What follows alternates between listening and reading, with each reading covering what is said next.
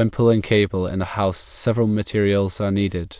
This includes coaxial cable, either RG6 or RG11, cable staples or clips, electrical tape or heat shrink, a drill or impact driver, a screwdriver, and fish tape or pulling string.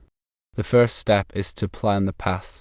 Determine the path from the entry point, which is usually near the television, to the exterior wall where the cable will enter the house. It's important to avoid sharp bends, obstacles, and areas behind walls where you may need to access the cable later. The second step involves drilling holes. Drill holes in the walls or baseboards where the cable will pass through.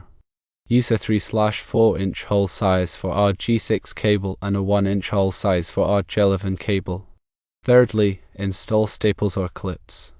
Use cable staples or clips to secure the cable to the walls or baseboards. Space them evenly, about 12 to 18 inches apart. Fourthly, pull the cable. Attach the fish tape or pulling string to the end of the cable.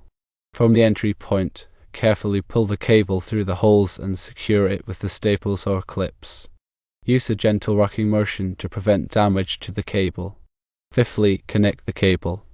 Once the cable is pulled, connect it to the television or cable box. Use electrical tape or heat shrink to secure the connection. Finally, seal the entry point. Seal any holes around the entry point where the cable enters the house using caulk or expanding foam. For a cheaper installation, consider using thinner coaxial cable such as RG59.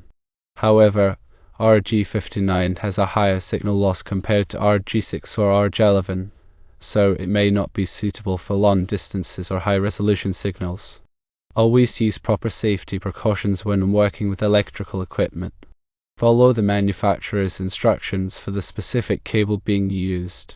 Test the cable connection before covering it up with walls or baseboards.